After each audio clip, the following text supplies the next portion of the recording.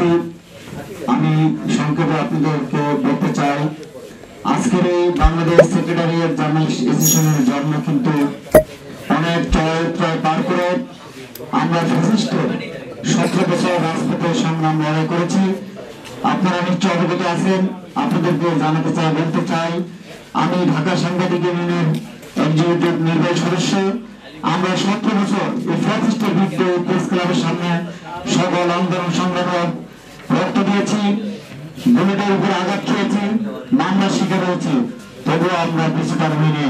তাই আমরা উপলব্ধি করেছি 5ই আগস্টে যখন দেশ স্বাধীন হয়েছে, আমাদের মাথায় একটা জিনিস ঢুকেছে, সেটা হচ্ছে যে সচিবালয় ফ্যাসিস্ট, সচিবালয় দেশ পরিচালনা করে, সচিবালয় দেশ নেতৃত্ব করে, সেই সচিবালয় ফ্যাসিস্ট 17 বছর ফ্যাসিস্টের পক্ষ নিয়ে, স্বৈরাচারের পক্ষ নিয়ে ফ্যাসিস্ট সাংবাদিক স্বৈরাচার আটকে ছিল। আমরা সেটা অনুধাবন করে আমরা বাংলাদেশ সেক্রেটারিয়েট জার্নালিস্ট অ্যাসোসিয়েশন 5ই আগস্টের পরে বিরোধী সাংবাদিক যারা আছে, যারা জাতীয়তাবাদী চেতনা, ইসলামী মূল্যবোধে বিশ্বাসী, দেশকে ভালোবাসেন, যারা সচিবালয় বিট করেন, তাদেরকে নিয়ে বাংলাদেশ সেক্রেটারিয়েট জার্নালিস্টের অ্যাসোসিয়েশনের জন্ম দিয়েছি। এই উপস্থিতি আজকে এখানে যারা উপস্থিত হয়েছেন, বিএনপি, জামাত, এনসিপি শীর্ষ নেতা, একসময় ওই জাতিকে নেতৃত্ব দেবে, দেশকে নেতৃত্ব দেবে।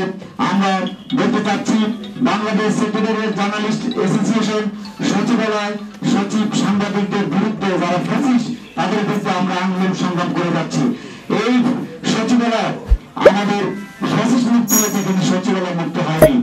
আপনি একের পর এক বিচার বিভাগে ধ্বংস করার জন্য এই 5ই আগস্টের পরে শেখ হাসিনা চেষ্টা করে গেছে, আনসার দিয়ে শেখ হাসিনা সচিবালয় ঘেরাও করে একটা অভ্যর্থন করতে চেয়েছিল। ইতিমধ্যে আমরা জানি ছাত্রদের ভর করে সচিবালয় একটা নিষ্কাশজনক ঘটনা করেছে। আমরা বাংলাদেশ সেক্রেটারিয়েট জার্নালিস্ট অ্যাসোসিয়েশন সোচ্চার থেকে এটা মোকাবিলা করেছি।